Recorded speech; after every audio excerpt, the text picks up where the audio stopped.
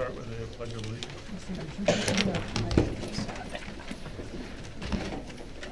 I pledge allegiance to the flag of the United States of America and to the republic for which it stands, one nation, under God, indivisible, with liberty and justice for all.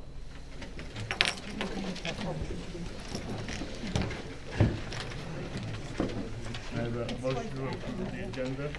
So moved. A second. Second. All in favor? Aye. Aye. Thank you. Time number 3 is public comment. There's a microphone over there, so anybody wants to get up. Did I hear you right? Public comment? Yep.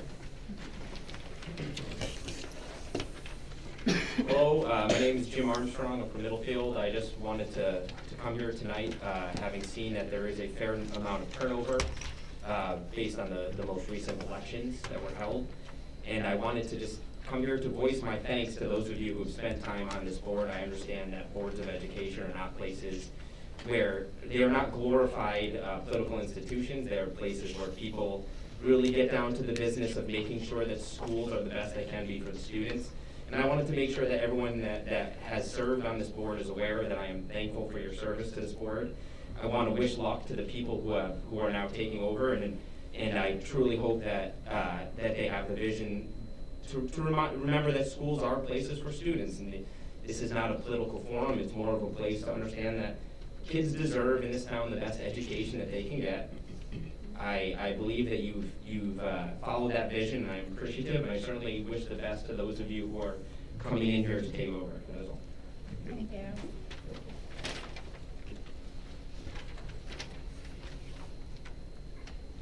There's no other public comment.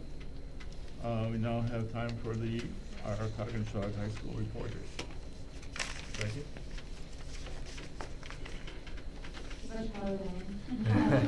Hello. If you don't remember me, I'm Rebecca Tobin. I am sharing things about music. We recently had our October concert. It went really well. It was the first time back to a real concert in the auditorium. We're all very excited. Great audience, and it went really well. And we're excited for the next one, which is our holiday concert on December 15th. I will share that again for the next one. Sure, I'll come. And then there's also one in January the 13th for show choir and jazz band. Jazz band is actually practicing right now in the music room. Show choir is on Mondays and Thursdays, but we're really excited to show you what we've got. That's kind of it. We're going to have a musical soon, but I can't tell you what it is because it's not officially announced. But before I start down, I just want to thank all the members on the board who are leaving soon. Mr. Moore, thank you for showing up to everything.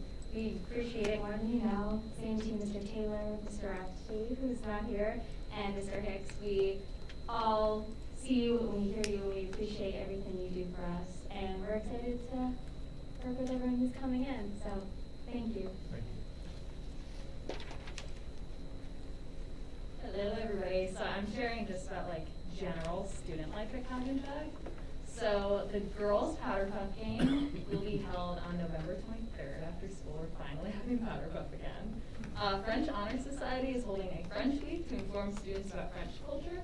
Ecology Club recently hosted a trash cleanup where we collected 12 bags of trash. It was the trash behind those green walls in the parking lot, actually, which I don't think is school property, but still, it was good to clean that up. And we sorted it into compost, recyclables, and trash. The Language Honor Societies recently held an induction ceremony for new members. Community Roundup is happening on Saturday, December 4th. This year there will be a drop-off format again, just like last year. And there are many volunteer opportunities for community members. DECA, which is like a business club at the high school, is holding a coat drive to benefit the St. Elizabeth's House and Friendship Center. Yesterday was Social Media Kindness Day, sponsored by Durham Millfield Youth and Family Services. Global Health Class, which is a new class at the high school, is holding various fundraisers to benefit people in Honduras, including a private teacher at our next powder puff game. Quarter 1 just ended and students' grades closed. CRHS Pops, which is the music program, is holding its annual poinsettia and wreath sale. Make sure to reach out to any performing arts students if you're interested in purchasing products. The grade class councils are working ardently to get different fundraisers and school events approved, including homecoming, which isn't like officially approved, but it's hopefully happening. And lastly, I just wanted to take a moment to thank Mr. Moore, Dr. Taylor, Mr. Assey, and Mr. Hicks for the endless time and work you've put into this board to improve our community. Your hard work does not go unnoticed. We are truly grateful for all that you've done to make RSD13 a better place. And I wanted to welcome you guys to the board. Thank you.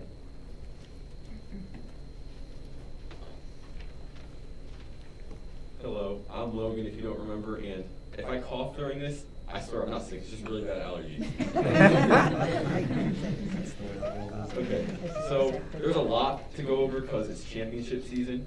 So I'll start with the girls soccer team, who was seeded 4th in the Shoreline Conference, and although they lost in the first round in an upset versus the 5th seed Portland, they are currently in the second round of states, and they won that game today in an 8-0 versus Wolcott Tech. And now they will now be advancing to the quarterfinals, which I believe is, it might be Saturday, I'm not sure. Friday. Friday? Okay, yeah, Friday. Notable players is Katie Farr has scored 6 goals in the state tournament so far, 3 in each game, and senior Alyssa Woodward has scored 3 goals combined. Although there's many notable players, I chose the 2 who scored the most goals. The boys soccer team had a lackluster season, sadly, with 2 wins, 13 losses, and 1 tie. However, on their senior day, they did have a big win, a 5-0 against North Brantford, and they did not make states of the Shoreline Conference Championship. Boys cross country came in 5th at the Shoreline Conference Championship after placing 9th the past 3 years, and we also had our first all-conference athlete this year with junior Hayden Gonzalez getting that award, and they also placed 5th at the Class S states meet after placing 16th and 24th last 2 years. In total, the boys won 14 medals in total, with the majority of them being won by Hayden Gonzalez and Will Dallas, and also Mark Ladano, myself, and Nick Smith also contributing to that. And we got 2 trophies for 3rd place at the Going to the Sun Invitational hosted here and the Newbauer Invitational at Sheehan High School. The girls cross country team had similar results, also placing 5th at Shorelines with 2 all-conference athletes, Elizabeth Sorensen and Allison Vigu. And they placed 6th at the Class S state meet, which is also a lot better than they've done in previous seasons. They got 1 trophy for 3rd place at the Portland Highlanders Invitational, and cross country is officially over now. Volleyball was seeded 4th in Shorelines, and I couldn't find any data for how they did in Shorelines, but I assume they did perform well. And today, or Monday, they defeated 24th seed Montville in the first round of states in 3 straight sets. And today they are facing an uphill battle against Coventry at 5:30. And it might be over, I'm not sure, I wasn't able to get the results on that. But if they win, they'll be also going to the quarterfinals. Standout players in volleyball are Chloe Schaefer, who is #1 in the Shoreline Conference for overall assists, and Ava Moreno, who is #3 for aces, and she scores an ace 25.9% of the time she serves. So that's pretty impressive. Football is doing very well this season as well, with 5 wins and 2 losses. They are seeded 3rd in their conference, and they're set to play the Cromwell-Portland combined team this Saturday at 1 p.m. That'll be a tough matchup because Cromwell-Portland is currently 6-0. Anthony Toth is a very standout player for the team this year, having 680 rushing yards and 5 touchdowns. Sadly, he tore his ACL last week and is looking at 8 months with no activity. And sophomore Jake Manning has 3 interceptions this season. I wish them good luck on Saturday, and I hope you can all go. And I would like to thank all of you. Thank everyone who will not be here next time. And thank you for giving this opportunity and showing up to all our school events. Are there any other questions for our students? Thank you so much for being with us for the last 6 months, and Nora for over a year now, and really appreciate all the work and the comments you've made and the support you've made to the board. It's been really helpful to hear from you every month, and on a well-being committee every couple of weeks. Thank you very much. Thank you. Yeah.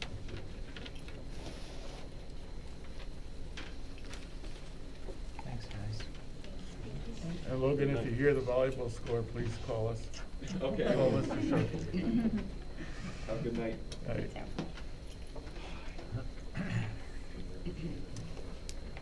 Next item on the agenda is Board of Education. Next meeting is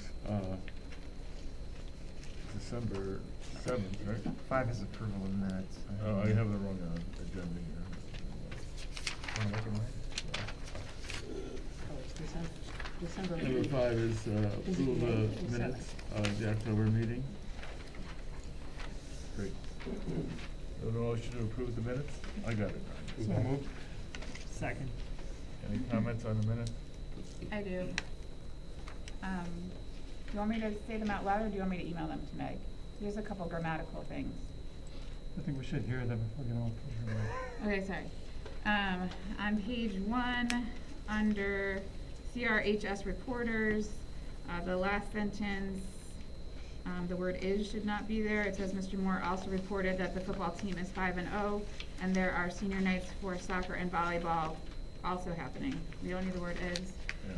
On page 2, under well-being, the second sentence, it says they talked about school reopening and the COVID response, which went smoothly instead of sent smoothly, so it should be the word "went." Yeah. And on page 3, towards the bottom, in the second paragraph of the director's finance report, 1, 2, the third sentence, in January, there has historically been a board retreat, and then the budget will be finalized at the end of January by the administrative team and presented to the board on February 9th, not present it. And then in the next paragraph, second sentence, Mr. Moore will see if they can come up with, need the word "up."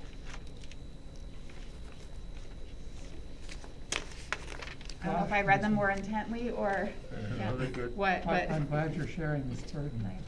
I did. I got a rep, you know. I know. Slipping. Those, have we approved those amendments? Yep. Yes, Everybody in the secondary, okay. All in favor of the changes in the minutes, adopt the following minutes? Say aye. Aye. Thank you. The next board meeting is December 8th at 7 p.m. Thank you. The next item is election results. On November 2nd, Jason Stone, Amanda Betty, Lindsay Dahlmeyer, and John Manone, right? Manone, who are in the back, and want to stand up so everybody can see you, won the elections.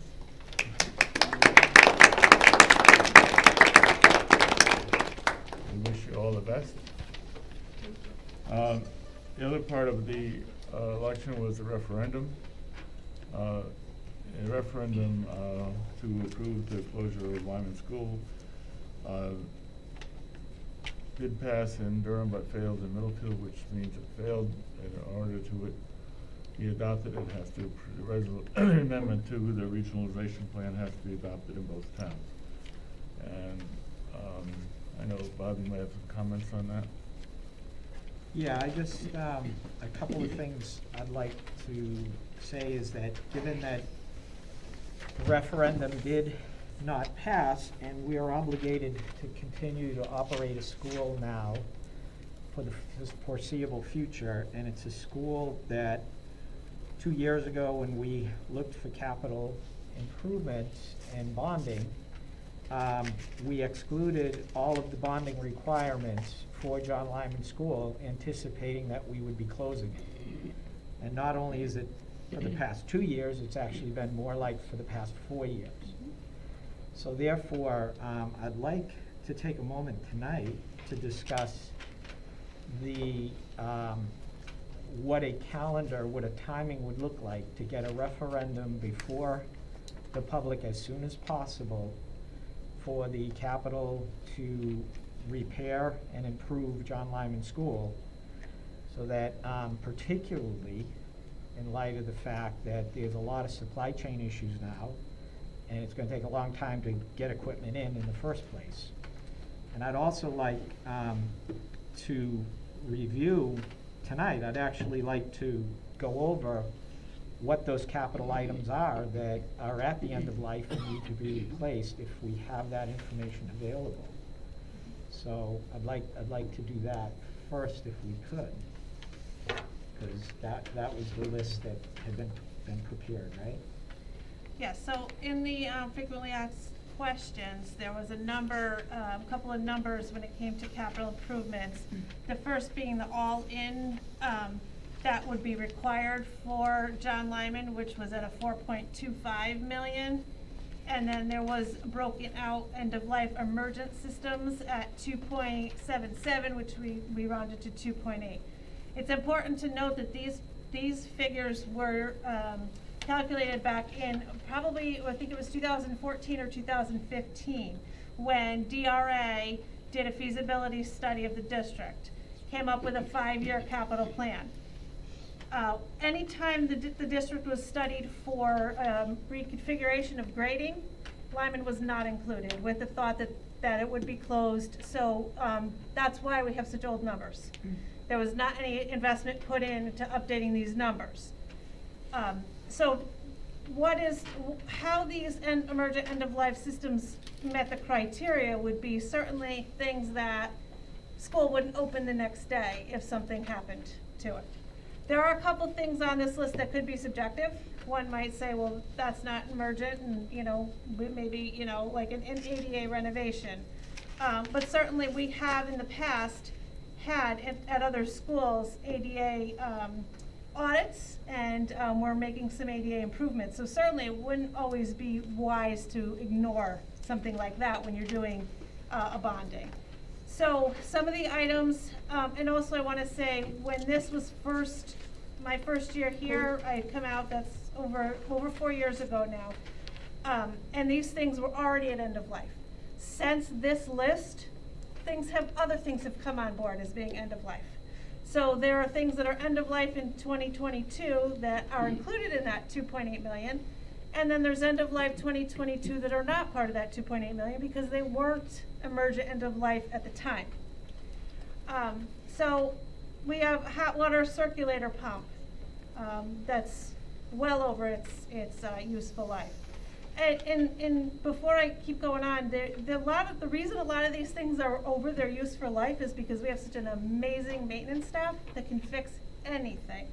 So when something goes wrong, he's been able to get it to work so that we can carry on another heating season or another cooling season. That's not necessarily going to be the case going forward, not only because of lead time, but he's also told us that 2 of the main manufacturers of boiler parts have simply closed down until January 1st. So we can't even get these parts even if we needed them. And it's probably going to be a 30% markup by the time we can get the parts again. So we have hot water pumps, we have a chiller at Lyman, we have LED lighting.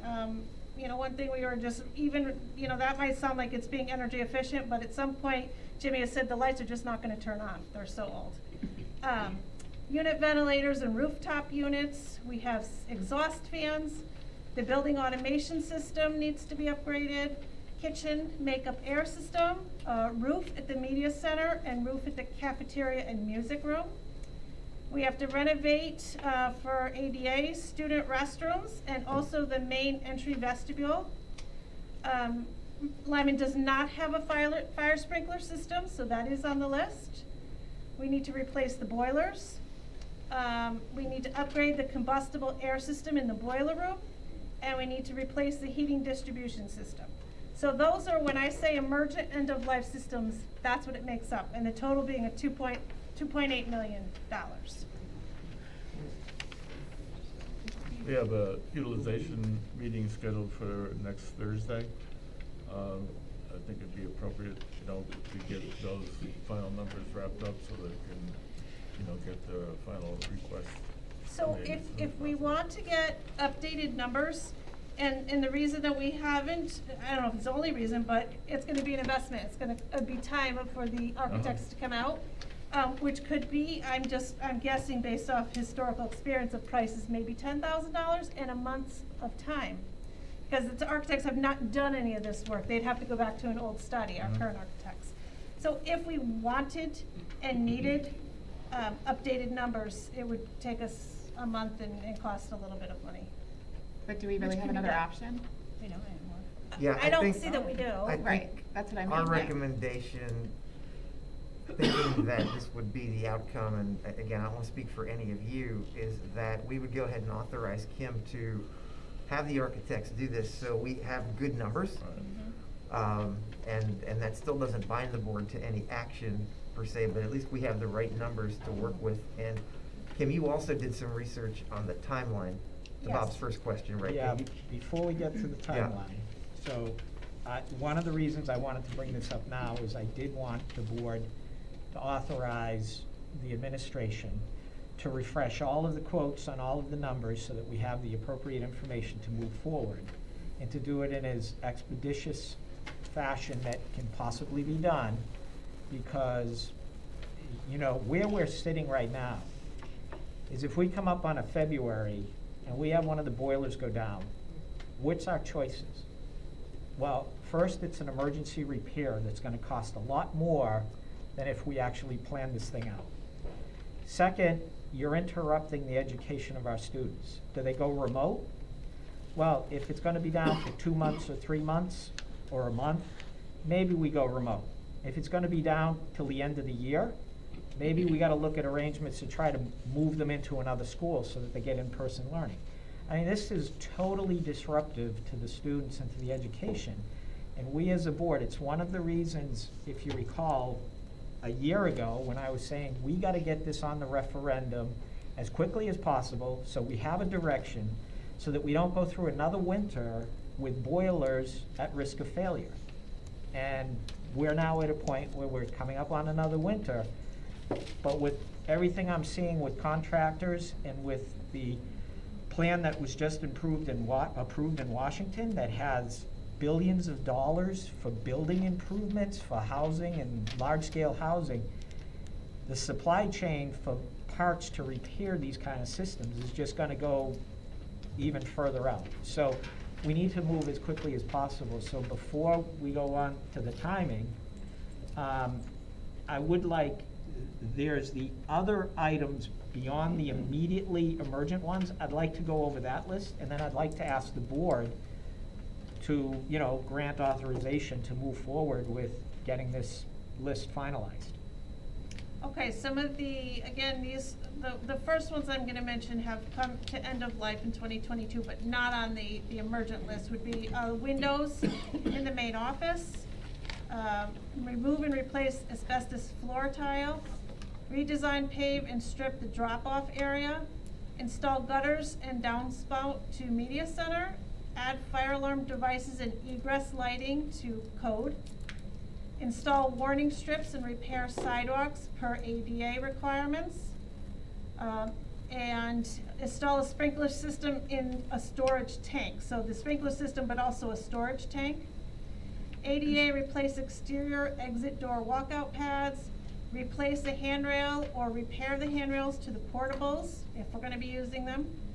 Paint the exterior, upgrade doors and hardware per ADA, replace drinking fountains, replace classroom sinks per ADA, install new emergency generator, replace fire alarm system devices, repair brick and recaulk windows and doors, modify classroom cabinetry in accordance to ADA, replace the PA clock and call for aid systems, replace asphalt paving at the play areas, install new directional signage, replace interior doors, and then most recently, I have added these on, but install new playground equipment, just to get that back on the cycle. I know there's new playground equipment there, but there's also sports fields, and then I've added a few things, a water heater, the roof, and the septic and the well, which were not on this before because it was just a 5-year plan. But I've put those things on there that as those will come up, we need to start saving for those as well. So the number for the roof, the septic, and the well is not in this 4.2 because I don't have those numbers yet. But when we asked about the full in, it was the 4.25 million, which included all those emergent items I mentioned before, plus these items I just listed. but that's old numbers. But those are 2015 numbers. Right. So So it's really, it's. no, really. Like 30%. Now, I'm gonna say this, and I don't know if it's even, but I just am gonna put this out here.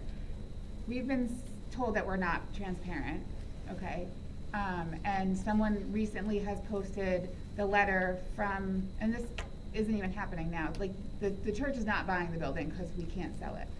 But someone recently posted a letter, that I think it was dated either April or May, and the person from the church said that the building was in great condition. Excellent. Excellent shape. condition. Right. Excellent. But I just want it to be publicly said that the church was aware of this. Oh, yeah. So I want that to be put on the record, that the church was aware of this, and that people who said that we were trying to sell the church a building that they thought was in excellent condition, that we were being totally transparent with them. Yeah, they toured it, they brought their Correct. experts in. So I just need they that to be knew. on the record. They met with Jimmy. Because, One And we've talked thing, about it many, often at these meetings. many. yes, but people often. don't come to the meetings. Right, Yeah. you have to come to the meetings or at least People read the talk on minutes. Facebook is Yeah. what people do. Many So- people on social media were saying that the board was being deceptive in saying we needed to do capital improvements because we had these people look at it and say it was in excellent shape. The argument I would make is, to the credit of our maintenance staff, Jimmy and Sue and others, we have a 1954 Chevy in excellent shape. We need to educate our children in a 2021 Chevy. And Well, Mm-hmm. maybe that's at really least where we're at. 1990. What? Settle for Or at least 1990. get to 1990. And when I've spoken to people, when I was out and about in town, and I'm saying, look, we're gonna have to replace the roof on the building, and they're like, well, you can patch it, and it's not like it's leaking, there's leaks in the roof, and we've been patching it. But what people don't realize is, when you walk down the hallways and you don't see water coming down, or you don't see it in the classroom or on the ceiling, it doesn't mean that water isn't getting into the roof and into the attic area where it can create mold and an unhealthy condition. And we have 190 students, and approximately, I think it's 52 employees working in that building at any given time. And we need to provide a healthy and safe environment for them. And we can't do that without investing. And then there are some that are saying, well, some of it's emergent, needs to be done immediately, and why don't we just wait on the other? Well, we can wait on the other and not go out to bonding this go-round, except by waiting, we're gonna only wait a year or two. And by the time you get done with bond counsel fees and everything, it's gonna be $30,000 to $50,000. You don't wanna go out for $2 million and spend $30 to $50 million in legal expenses to then go out for another 2.5 or 3 million 2 years later and spend another 30 or 50,000. You're better off bonding the entire amount up front. Just because you've got approval for the bonding doesn't mean you actually take the money and start paying interest until you actually do the work, and that work can take several years. So, based on what we heard, does anyone have any other questions? I do. Yep. And perhaps we can talk about this more at utilization next week. But if we're gonna go out to bond, these are old numbers, yes. What about the other schools? Are there things at the other schools that need to get done that are gonna become emergent? So should we start just doing everything and just, like Bob said, not doing it this year and 2 years later, going out to bond again? Like, can we look at the things at Memorial and at Strong and here at the high school that are gonna start to break and think about, unfortunately, going out for a big number? Because I We think had that done that's the just what has to be done. 6.9, which included some memorial and a number of things at Brewster that haven't been done yet because wasn't sure if there was gonna be an addition or whatnot, so didn't wanna redo work that was done. So Right. Brewster does have some bonding approval that we just haven't taken the money for yet until we know what to do. But yes, as that 6.9 has been a couple of years now, what didn't get included in there has become end of life as well. Correct. And the only other thing I'll say is I don't know that we can officially vote since it's not on the No. agenda, so I think we can Right. just verbally say, just get the numbers for us and we can talk about it. I When we think have Doug the has numbers. indicated that, they're already ready to do that, so. Right, right. Okay, and what does the time frame look like for getting out to bonding? Because we need to have we need to have a vote for public hearing, we have to have a notice period, we have to. So it can be done with the next regular scheduled December 8th board meeting, or it can be done earlier by a special board meeting. December 8th still gives us enough time to get it on the referendum, a referendum for a Tuesday in January. So the only requirements that we're bound by is just we need to have a meeting to set a district meeting. Yeah, That needs to be noticed for 5 days. okay, Then the district meeting can be held, and immediately thereafter, a special board meeting Yeah. to send the question to referendum. Then it's 30 days before the referendum can happen. okay. Typically, referendums are on Tuesdays. They don't have to be, but and you also want to build in a buffer for maybe some bad weather, in notices in the paper. So it can happen before the end of January. What were the two dates we were playing around with? We looked at January 18th or 25th if we went with the December 8th meeting. If you did a special meeting before that, and I just picked a date, November 30th, that could get to referendum definitely for January 18th, maybe even the 11th. Well, I think we can wait. That'll also give us time to have a utilization committee meeting, and it'll give us time, it'll give you time to get more up-to-date figures. So I think we could wait, and it would allow the new board members to weigh in as well. And I just want to know if we're going to get new up-to-date figures on all the schools, that could take longer than a month. They quoted me a month for Lyman. I would focus on John Lyman at this time. Okay.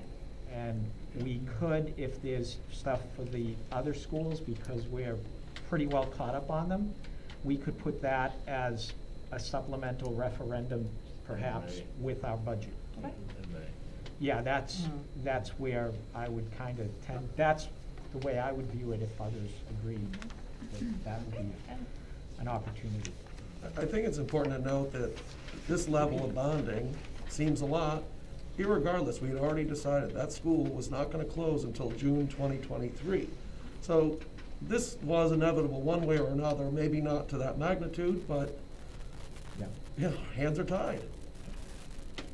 I would suggest that the new board members come to the utilization meeting on the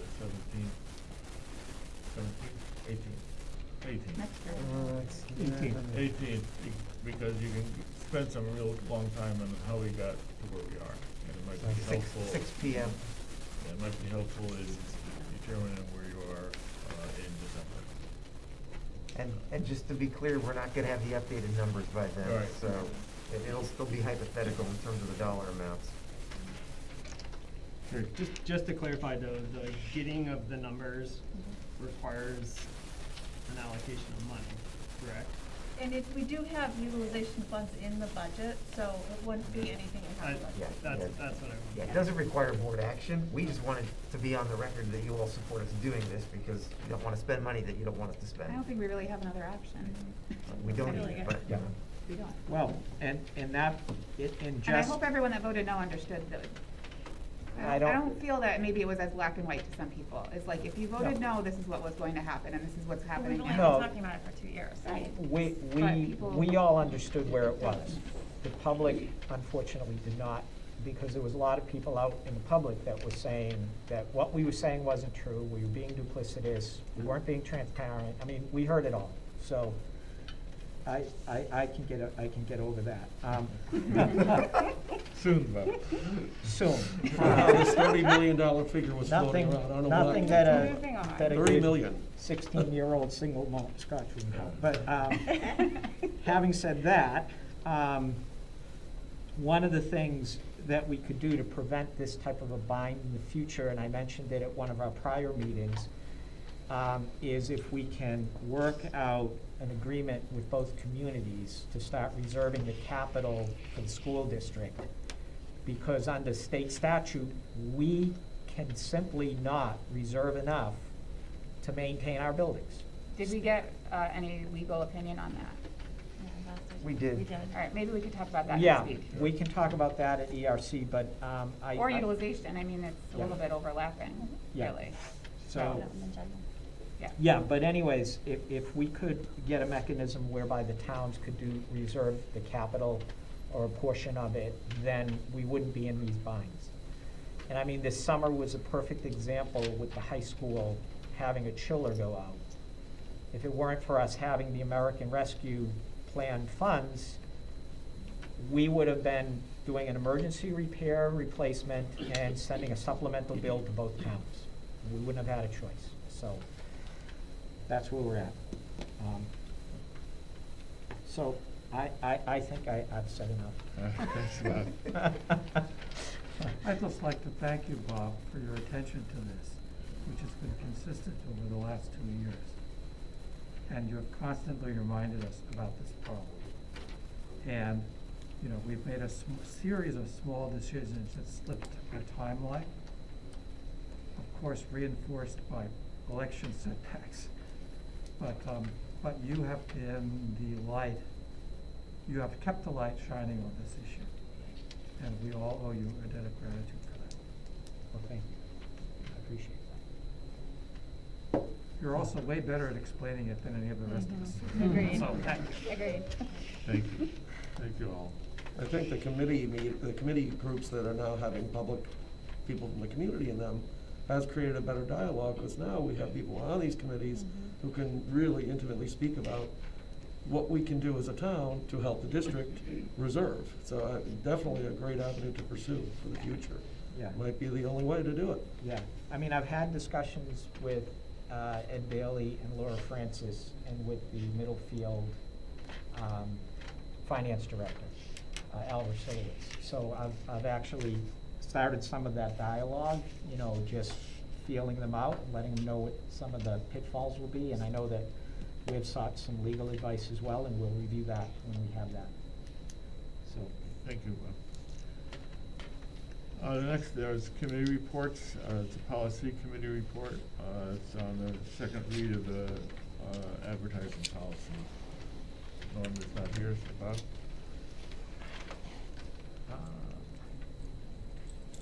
has everybody had the opportunity to take a second read on these?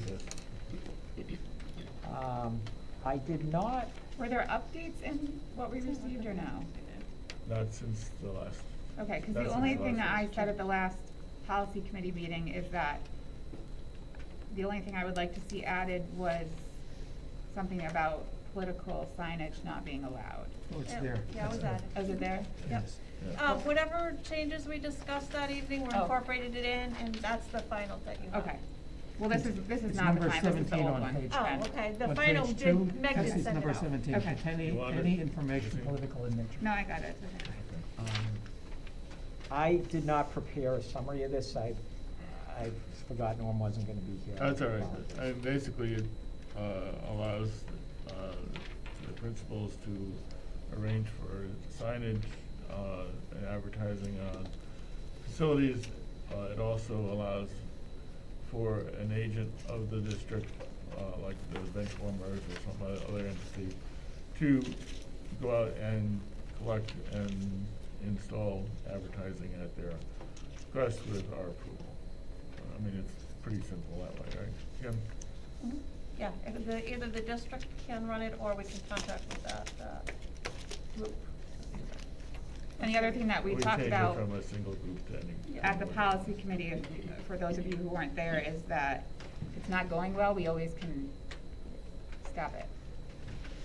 And that made me feel better, just in case it doesn't go well for some And we reason. can approve the criteria for the signs. Yeah. Could I do a Missy and request a couple of wording changes? Yes. Thank you for taking that over. Okay, now. you, My now pleasure. do a Missy. On the first page, the second paragraph, which begins with superintendent or his, her designee, in the last sentence, the last full line, I would like for that to read, and for nonprofit, for-profit organizations and businesses in return for monetary payment or other economic benefit to the district. Can you say that one more time? Yes. You have it, Kim? I'll read a little bit farther back. By individuals, nonprofit organizations, now I'm in the next to the last line. Yep. And for-profit organizations and businesses in return for monetary payment or other economic benefit to the district. Okay. And that's just a little clarification. Is that I- the extent? Sorry? Is that the extent, Victor? Is there another one? Here's another one. There's another one. Okay, yep. On the second page, page 2, the bottom paragraph, approval. I would like to reword that. All proposals for advertising, except as noted below, shall be submitted in writing to the school principal or his/her designee.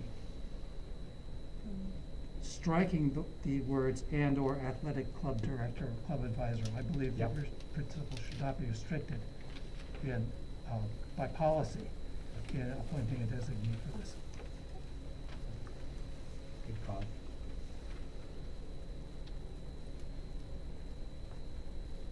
And that phrase is consistent with what is used in other places in this document. Is that it? That's it. Sorry. And I'd like to make a motion to approve the policy, the Community Relations Advertising, Promotion, and Commercial Activities Policy as amended here tonight.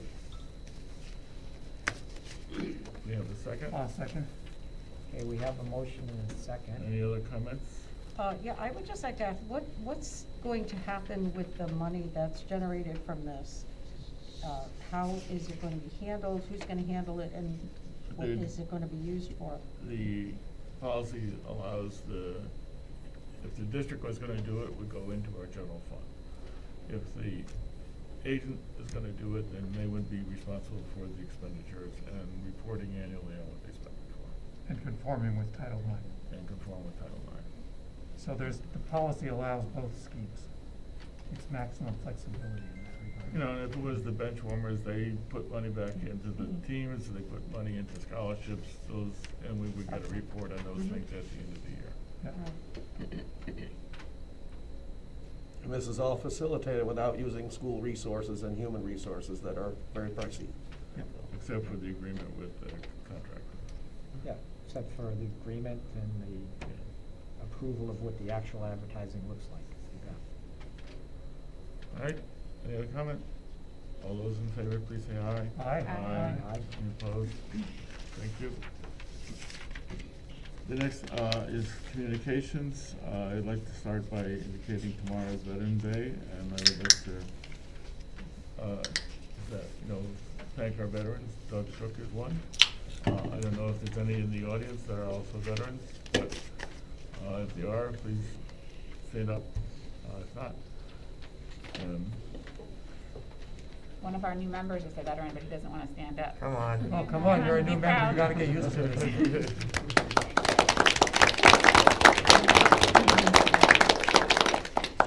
Several years ago, we changed from having a holiday on Veterans Day to a celebration of veterans at each of the schools. And each of the schools have programs designed to recognize their veterans. It's not as much fun when they're in mask and the people aren't there, but the years before COVID, we had lots of veterans at every school and had really made a difference, I think, to the children to see and see their fathers, their grandfathers, their grandmothers, and mothers who were served and were celebrated. So the other is a student, Ben Carroll, a senior, has asked to serve on the Wellbeing Committee, and I assigned that he was okay for him to serve on that Wellbeing Committee.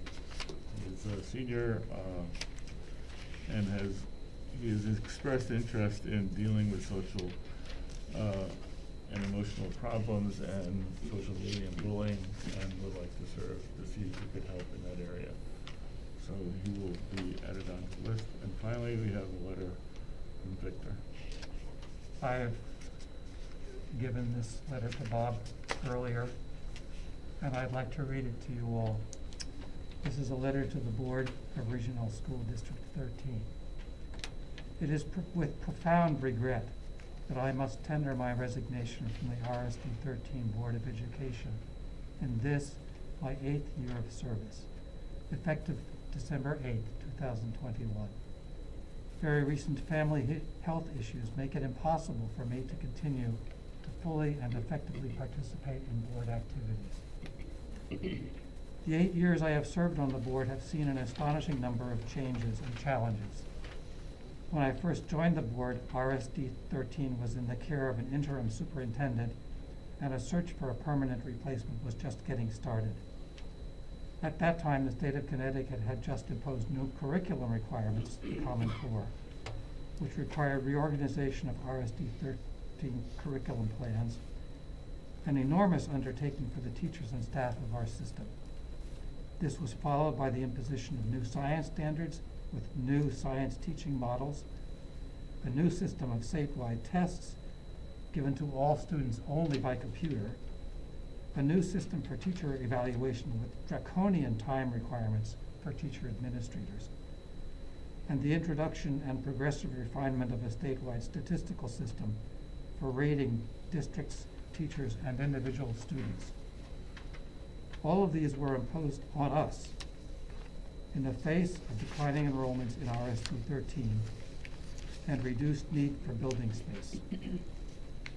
Throughout these years, and through all the tasks which have confronted us, I have served with people distinguished in their integrity, openness, and energy, and in their commitment to our community.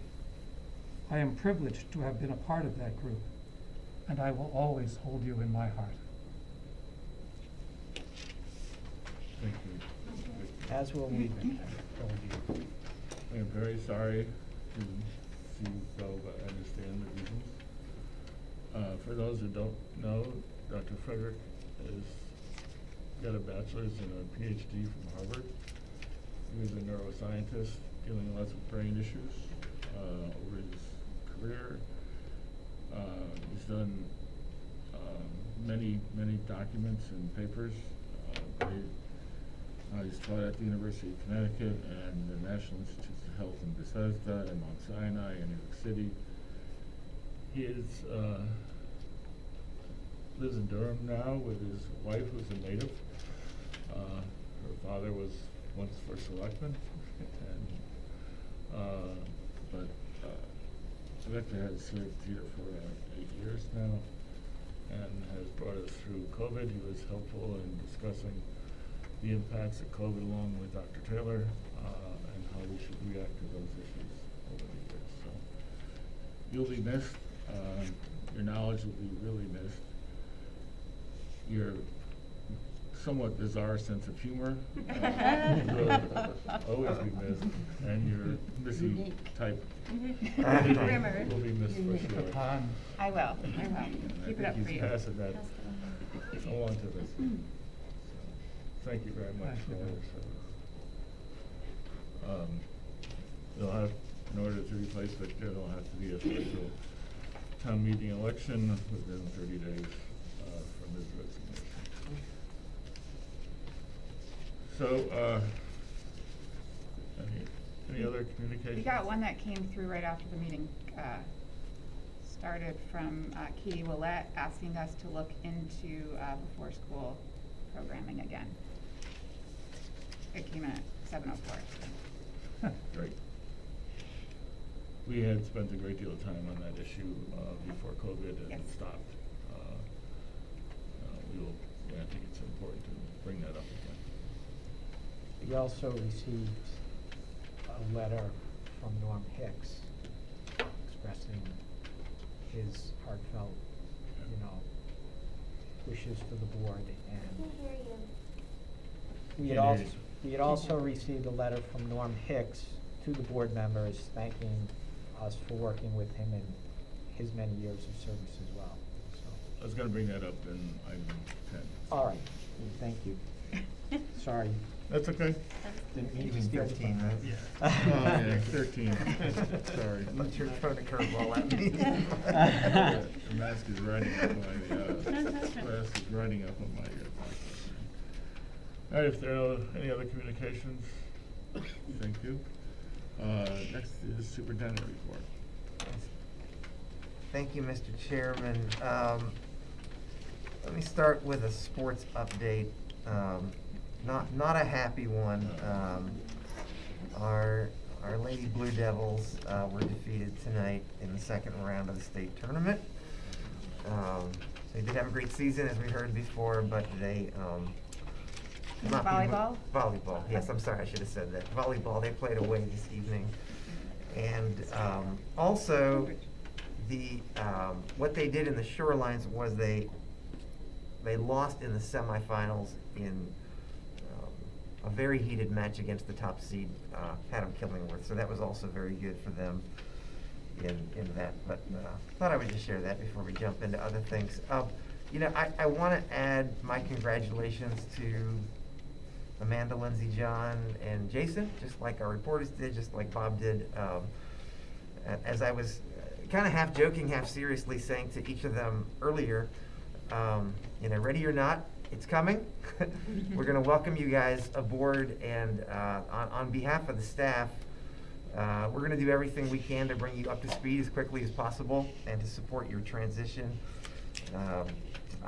I've asked Meg Maloney in our office to reach out to you all later this week. Hopefully we can schedule some time to come in before December 8th. If not, it'll be after December 8th, and you'll be fine. But we will do that, and want to just let you know that we're invested in that. Got a few things to say to the outgoing board members, but I'll wait until item 13 to say that if that's acceptable. A few items that may be of interest to folks. We have recently had a few folks that have started requesting the video recordings of these meetings, and we've been sending those to them. I'm of a belief that it might be easier just to go ahead and post the videos on our YouTube channel, and Ken and I have had some conversations because there are some ADA related issues that relate to closed captioning and things of that nature. I think we still need to do a little bit more homework on that from what maybe we were told previously, only because I just did a rough sample of some other districts, and I don't see that happening on their YouTube channels. We still may want to spend that money or maybe advised to do that. But I guess what I wanted to ask, again, not a vote, just by head nods, if you all are okay with us kind of pursuing and getting a little bit more information before we just hit go on this. Because again, I just think, you know, in the spirit of transparency, but also in the spirit of practicality, every time somebody asks, Ken has to then forward the link, and it would just be easier to have it posted, and I think that's what most people are kind of used to. So does anyone have any objection to us looking into that? And we'll come back maybe at the next board meeting. Didn't they used to be on, because they used to be on, and then when they stopped being on, I remember it was before your time, and I asked Kath, and she's like, oh, we can't do it because of ADA, and then it kind of just went away. So is the ADA thing a new thing? It came out roughly, if I remember right, 2017-ish, which is when we started, when because we stopped having them. My understanding was that, as explained to me at a training, is that they need to be fully transcripted or fully subtitled if we're going to make them available after the fact, which is your corrections with the minutes. When you use software to try to do this, you get those errors. So there's not just throwing a software money solution at it, but also the time to go through from human power and productivity to go get those up to snuff as well. So there's a lot of time and effort into it to get these things to where we think they need to be before we can host them. That's why we also want to reach out and get some sort of advisement on, do we have to be this thorough, or correct. are we And just just being because other too districts cautious? are doing it doesn't mean they're doing the right thing. Correct.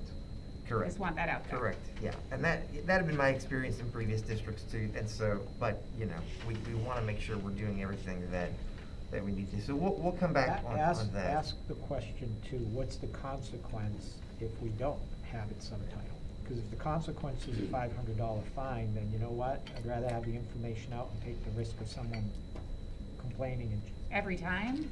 I don't know, that's why I said let's ask. Right. Let's find out. $500 can add up. Yeah, Let's we find talk a out. lot, don't we? Well, some of us do. some of us more than others at other times.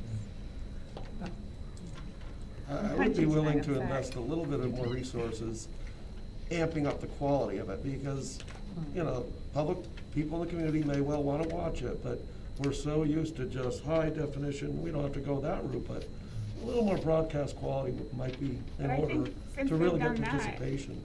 And do you have your microphone on? No. I was gonna say, I've gotten feedback that since we added this and since Better. Bob was wearing a microphone, that the quality had improved. Yeah, as far as sound and whatnot. Correct. Right. Well, Bob. Yeah, the masks don't help, Better. because they really muffle, you know? You have to really be yelling, I can't hear. Okay, anything else on that topic? So we'll go ahead and do that. You know, with COVID, and I know everything I'm gonna say is be controversial, but I mean, I need to say it anyway, because it's out there. We got approval last week, I don't say we, the country got approval on Pfizer vaccines, ages 5 to 11, and so just wanted to put that out there. We're not specifically messaging on that. We think individual families need to make decisions. But we do feel like the more individuals, including now 5 to 11-year-olds, that get vaccinated, the safer our schools will be, the safer our communities will be, and perhaps the quicker we can exit some of the mitigation strategies that we are currently following. The governor has not indicated a timeline on any of that, but we feel like the next item I'm going to address, which is, if you haven't heard, it's called the Screen and Stay new quarantine rules for schools, might be a bridge to what hopefully is the elimination of a lot, or all of this, which again, we're all hoping for, I would think. So Screen and Stay was also announced at the end of last week, and the information is still pretty new, but we think we have a pretty good handle on it, and we do have written guidelines that we received late Friday from the state. And basically, what Screen and Stay allows for, if parents are interested, it's a parent choice, is that if their child is identified as a close contact quarantine to a positive case in the school, and if they've been masked and distanced and doing everything that we've asked them to do, and if they are asymptomatic, and this is for non-vaccinated, if they're vaccinated and asymptomatic, up until now, they still haven't had to quarantine. But if they're not vaccinated, and they fall into that category, and the parent will sign something saying that they understand that they need to screen for these symptoms daily, then they are allowed to return back to school. And there are a few stipulations that I'll go over here in a second, but I think, let me give you the why before I kind of give you the details. And Kevin, if I mess anything up, just chime on in, because we're both kind of hearing this fresh. But they're just, in Connecticut, and I think this is probably true across the country, there just haven't been transmissions in the school setting because of the mitigation strategies we have all taken. And I think the state is admitting that perhaps going back to last year, we've kind of been over quarantining. And I think you all probably know that, and the people in the community probably know that, but those were the rules, and we followed the rules then, so we put this out. So the first thing is, the Screen and Stay is K to 12, so it does not apply to our preschool, but it applies to the majority of our learners, and it applies to all of our employees, and so just about everybody. It only applies to the school day itself. So the child who's identified can come to school, provided they are symptom-free and their parents are screening. They cannot stay after for extracurriculars or any clubs or anything that is outside the normal school day. Again, this strategy is to allow them to come to school and be educated. That may not be what they want to do, but that's what the rule is. So that's really what it is. The parents have to screen potentially up to 14 days. It's all based on what the length of the quarantine would have been. They are not required to report to us daily. They only have to sign the one attestation that says they know what the symptoms are and they will check for them. There's also a provision that for these learners who come back under these provisions, we may have to modify a little bit for what the state is terming activities that they, I don't know, have a lot of breath expiration, I guess is the term. Increased aerosol, Doug, I think Yes, was the thank you, term that Kevin, they thank you. used. That's a much better sounding. Increased aerosol distribution. So basically, they identified like chorus, band, physical education is probably the primary, and it doesn't mean they can't go to band or they can't go to chorus or they can't go to PE. But if they're in PE, they can't run. If they're in band and they're like a woodwind player, they can't play the instrument, but they can sit there and read the music and finger and practice in their head. Same with chorus, they can be in there. They don't have to be removed from the environment, but again, you know, my only concern with some of this is, and not just this, but a lot of the other things that have come through, we're starting to need a pretty large score sheet manual for our teachers and staff to figure out what is waivered and what isn't waivered. And so the last thing I'll mention, and this is not official yet, but it seems like it is definitely coming, is with the winter sports season that is starting, there seems to be another waiver that CIAC is going to put into place. And as I understand that waiver, this is only for vaccinated student athletes, that when they are actually on the court in competition, if they are vaccinated, fully vaccinated, they do not have to be masked during the competition segment. They would if they're sitting on the bench. They do still during practice. All the other rules still apply. And again, I'm not sitting here to tell you whether I think that's a good idea or a bad idea. It's just one more thing that is kind of a nuance as of today, and there may be more. So again, I'll stop and see if anyone has any questions about that. But go ahead. So the way that I understood the screen and stay, or stay and screen, however it is called, is that the district has to approve it and accept it. It's not just in, yes, we're doing it. Is that correct? That's the way I read. Okay, so, and I'm glad you asked that question, and I'm glad you framed it that way, because yes, and we were operating under the assumption that you all would support this because you'd want as many kids in school, and if you don't, we can talk about that now.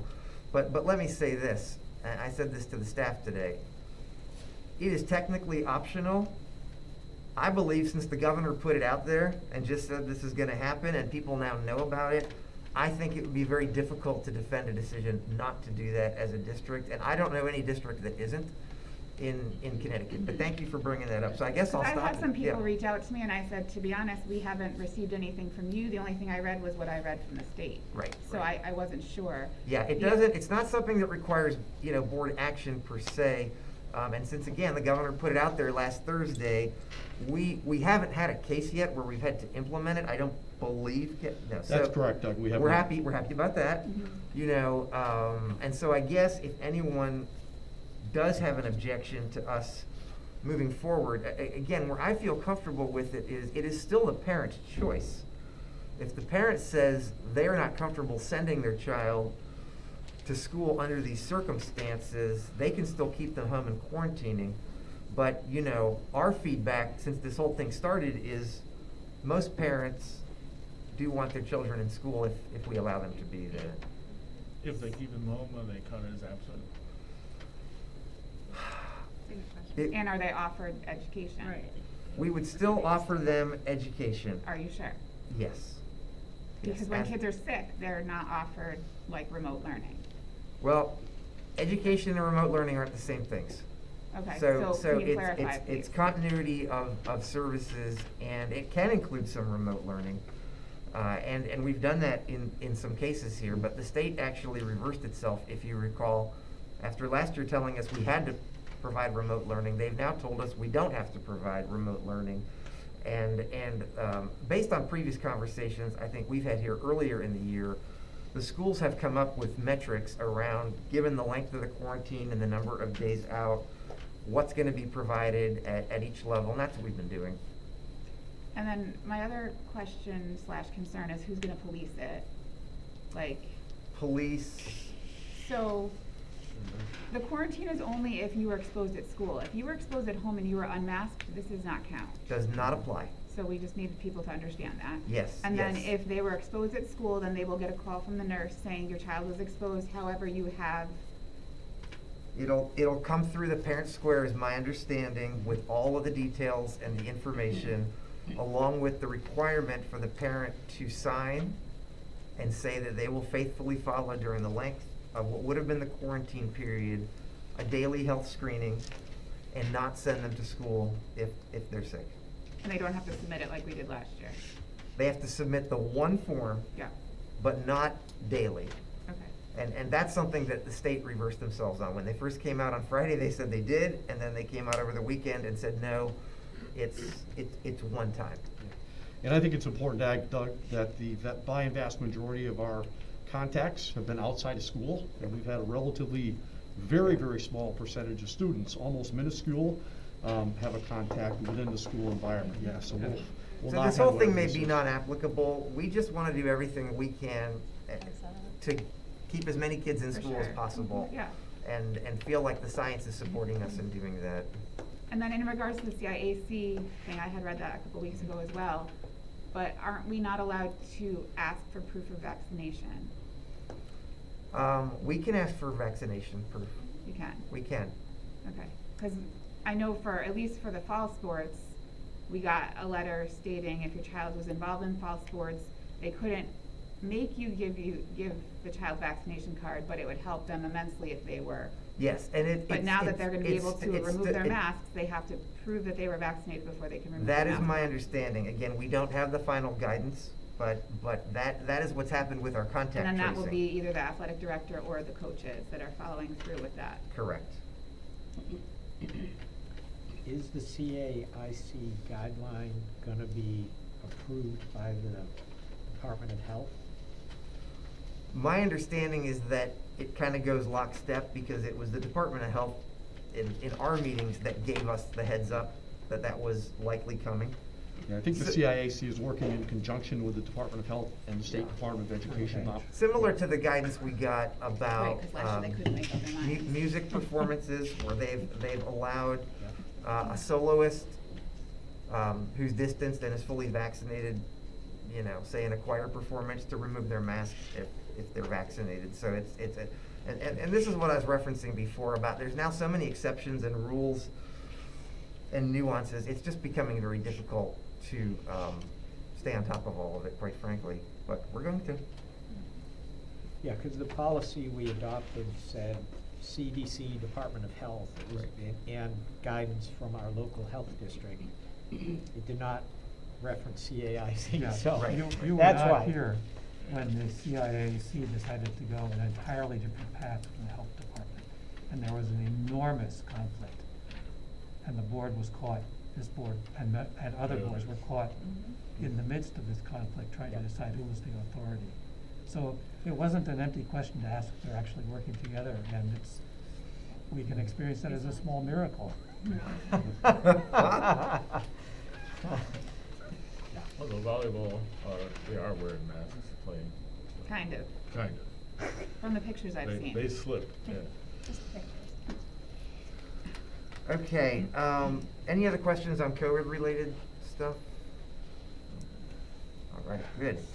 All right, just updates I've given you before. I think it's important because we had another reimagining gathering since the last time we met.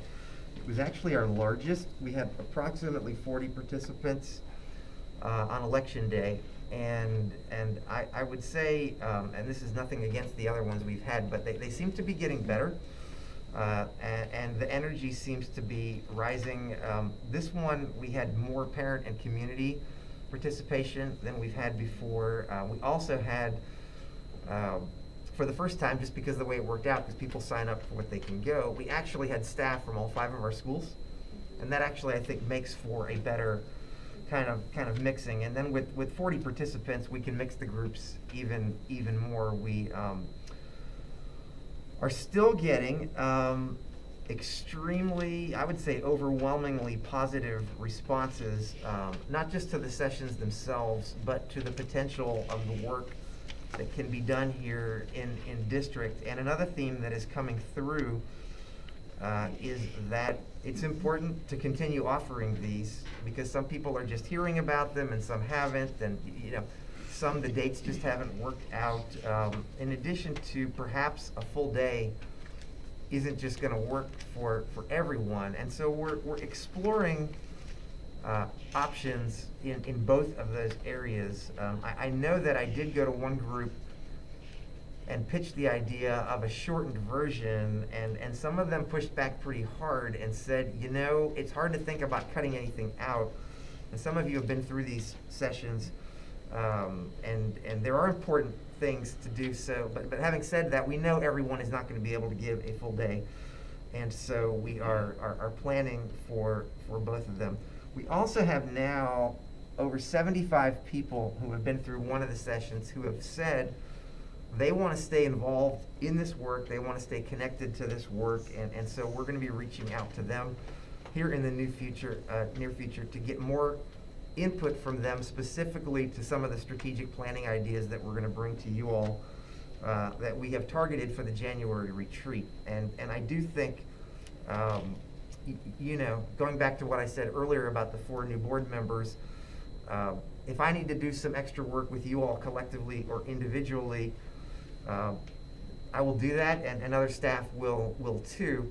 And certainly, as we get this calendar rolled out for 2022, if any of you all are interested and can, I know everyone can't because of their work and life schedule, we would like to make that available to you as well. But I guess the overarching thing I want to convey is the energy just seems to be growing. And also there is great synergy from the group that many of you were part of that started on Zoom in the spring. Those themes that you all came up with, we keep showing them to each group, and nobody is disagreeing with those themes. Now they're adding some stuff, and I think that's good, because they're looking at it with fresh eyes and they're having their own discussions. But just very happy about the level of participation and input that we have. We would still like to get more of our young learners involved. I think we had 4, it seemed like about 4. And 4 was great, 4 of 40 was great. I'd prefer it to be about 25% young learners, because I believe they get it more than the rest of us do, because they're living it. And every survey I get almost comes back and says you need to have more of them involved. The problem is, up to this point, as you all know, we have done these on their days off from school, which means we don't have to pull them out of class, but that also means they might necessarily not want to spend that time with us doing this. So we're brainstorming ways that we might be able to do that. Have you just had high school kids, or have you had any younger? We've only had high school at this point, with the exception of one 8th grader that we had in the spring. My experience with this here and in my previous district is the younger learners have a lot to offer, but sometimes the endurance and the ability to kind of stick with the adults for an entire day starts to wane, and we get this kind of diminishing return on it. So I was thinking more if you were doing a half a day or a short session. Maybe some of the middle school kids would be. Yeah, nice and to we have. can always go back and I did focus groups with those ages during my transition in here, and that might be another strategy too, to go back to them into more of a shorter, 60, 90-minute focus group versus the whole immersive experience. But again, for those that have been through it, it's hard to describe to those that haven't, but there's something about engaging with different segments of the community and of the schools that really helps us really process this. And again, looking around the room, even masked, I see a few people that have been part of this, and it's really kind of neat. In fact, if you've been part of it, would you just raise your hand? Whoa. All right, so isn't that pretty cool? I mean, and again, these are all people that volunteered to do it, and so I think that's great. But we want to get more people involved, because it's a broader conversation, and I think another thing I will share that really came out of this last group is that if we really intend to put any of this work into play, we're not going to be able to get everyone to go through this, but we need to have an education and communication strategy so that we can convey some of this to families, to learners, to staff, to people that haven't had the opportunity to do that. And I thought that was an excellent suggestion. So I think you're gonna see that in the strategic plan too, not just what are we gonna try to do, but how are we gonna engage and communicate to the community the things that folks are thinking that we should do. Well, I'll give an amen to that one. After reading the three of them, it seems to me that your first half of the day could be, if you wanted to shorten up the afternoon, could be a half hour or an hour lecture by you first. Oh, no one wants to listen to me talk for an hour. Well, the first time they 5 minutes, would. Well, 20 minutes. And then get into the pieces, because it seems to, the first part of it, everybody seems to be coming up with the same results. If you look around the maps and But see, they have to have that experience to get ready for the, I don't know. Yeah. I'm getting a head nod back there, Oh, so. she's only been through it once. We're always on the same page, you know Yeah. that. I think if you went through it 3 times, you might come up with that Yeah. conclusion. But I think if you're only going through it once. Maybe you need a different life plan, Bob. Part of what we try to model in the sessions is the socially embedded nature of what we think education should be. And that means the groups being able to have a little bit of time to develop as teams and kind of deal with some easy, I wouldn't say easy, but kind of easier, more general topics. Well, you're the one that said you wanted to find shorter ways. to do it. Well, okay, yes, good suggestion. I'm sorry. I'm with you, Bob. I'm just saying other people have pushed back when I threw that out there, so. Yeah, if anyone has any suggestions on how to do it better who's been through it, by all means, please send them our way and we would welcome that. That's really all I had tonight, and I thank you for giving me that time. All right, Kim? Yes, okay, we finished the month of October, 29% expended in the general fund and 34% revenue received. MTA finished the month out, well, year-to-date, at the end of October, at 12% expended and 18% received. We did fund our pension contribution during the month of October for $315,000. The auditors have finished up their work, their field work, and also their office work. We're awaiting draft financial statements so that I can review that.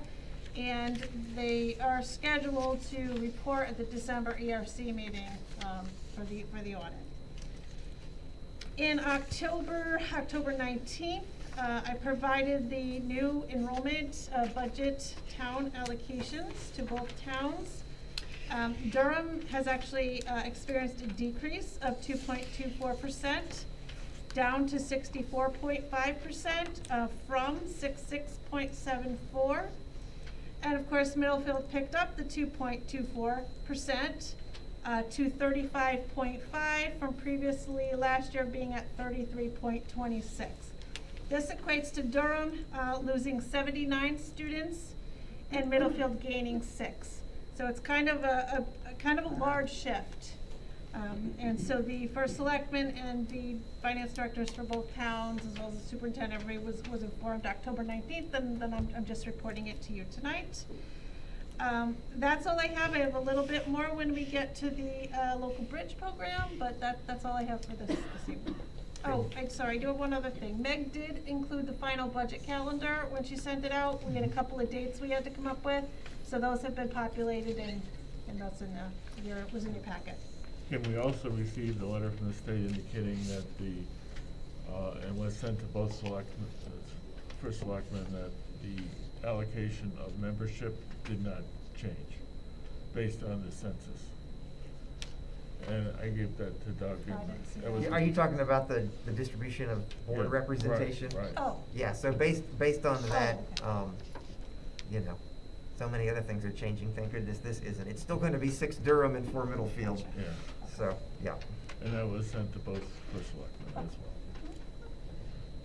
So, just one thing, when you talked about enrollment, just to be clear and so that, total transparency here, the enrollment in the school district is now at 1,346 students within the 5 buildings. Is that the correct number, 1,346? So we're below 1,400 for the first time, well below. I have 1352, but it all depends on what day you look at it too, right? I thought it was the October 1st numbers you gave me, or is that the? No, they got a November one out. So Okay. 1352. Okay. That's what I have. And at MTA, we have from our district, We have 4 from ours and 12 non, so we have 16 in MTA. okay. And then regarding the budget, the MTA is you said 12% expended and 18% on the revenue. 12% expended is relatively low, given that we're this far into the school year. Correct. There are things that MTA will reimburse the general fund for, such as health insurance and things like that, that don't happen until later in the year. So Okay. it tends to trend a little bit on the lower side until those things are done. So in terms of enrollment numbers at MTA, total enrollment numbers, are we a little low? We're a little lower than past years. I can't tell you how many, I can't think of it. Well, I can actually look from last year at this time. Well, we had 12 last year at this time and 16 this year, so we're actually up. Up a little, okay. You know, Jen would have a better handle on that. No, that's okay. I just didn't know because we often derive some revenue from that. I do. wanted to make sure that isn't at risk. So, thank you. Those are my questions. Any other questions? The next item is, new business, and the first one is Kim. So we, for the culvert, we were awarded the local bridge program grant, and just as a matter of formality to apply for this sort of a supplement to it, we need you to tonight please authorize the superintendent to be able to sign off on the supplemental action on behalf of the district.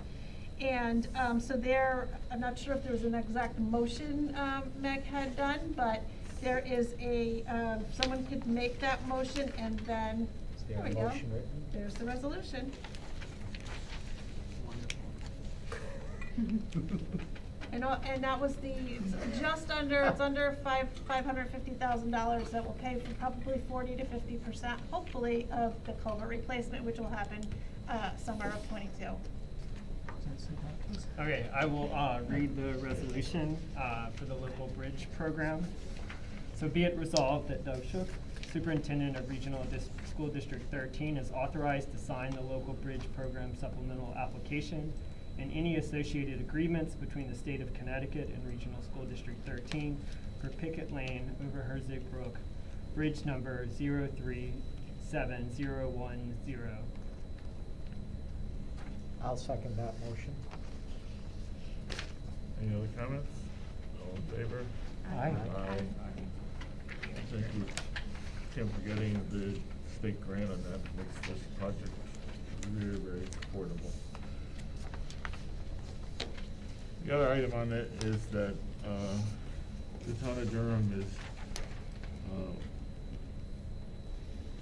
I think on next Monday, are planning to have a vote to accept an MOU on the transfer of Corn School to the district, from the district to the town.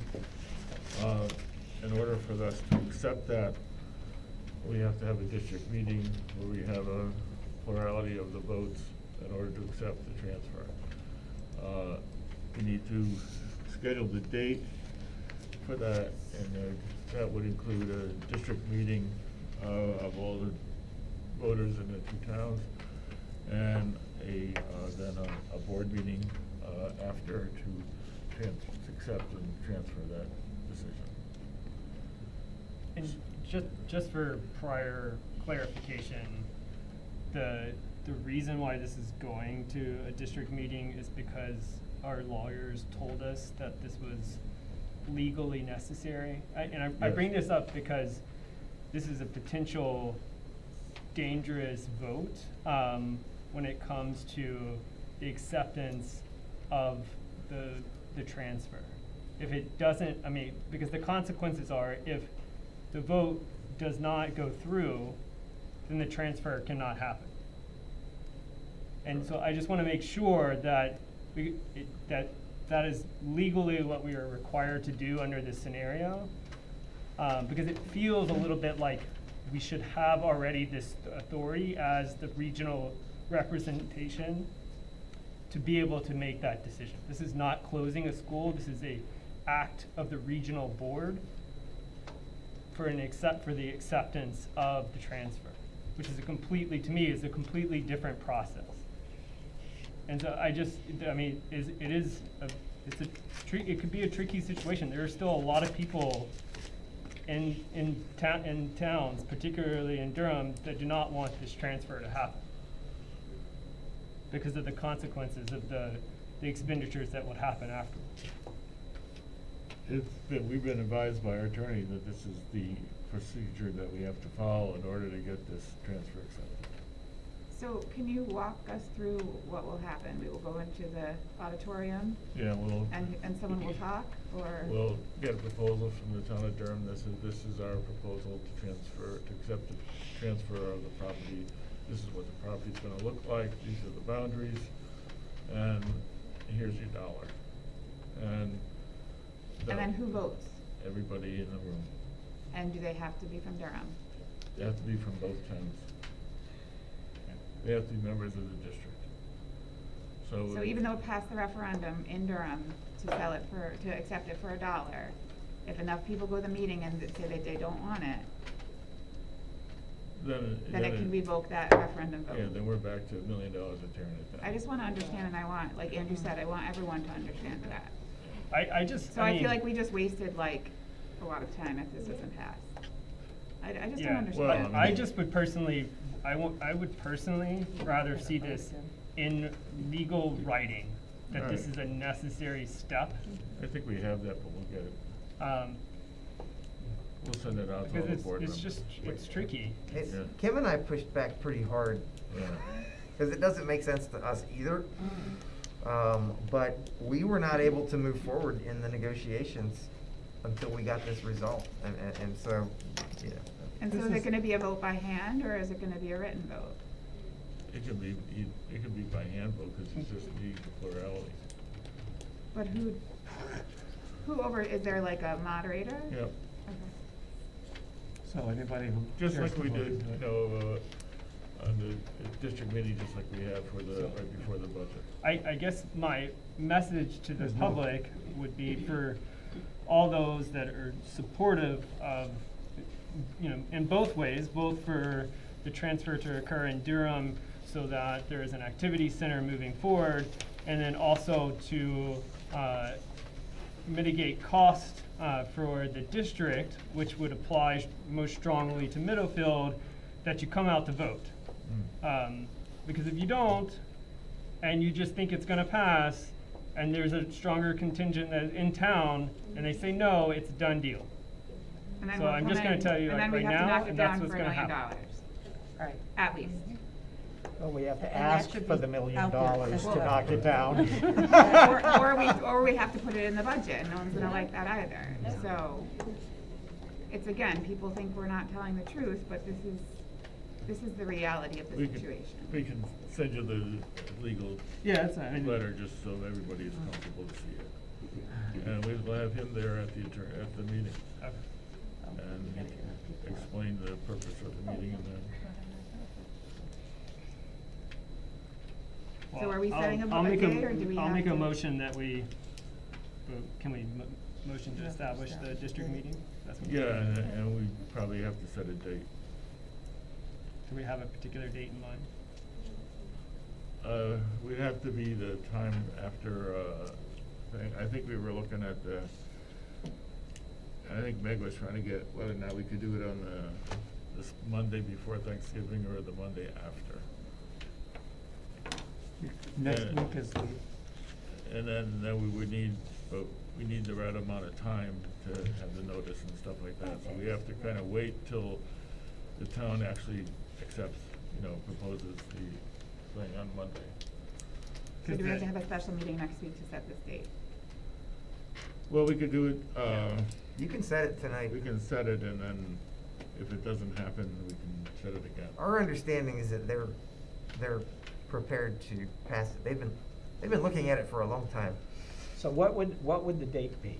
What are we looking at here? The 22nd would be the if next week the approval is made by the town, the 22nd, which is the Monday before Thanksgiving, would be the first. Or we could do it the Monday after, the I think it's 29th. better it's at least 5 days, I would- so Yeah. it can be, The 29th is Hanukkah, is that, it's not a what? Hanukkah? Oh, okay, well, it could be Yep. the It 30th. could be the 30th. All right, then why don't we make a motion that I just contingent want people to be able to upon, come out, I don't Yeah, know, right. you know.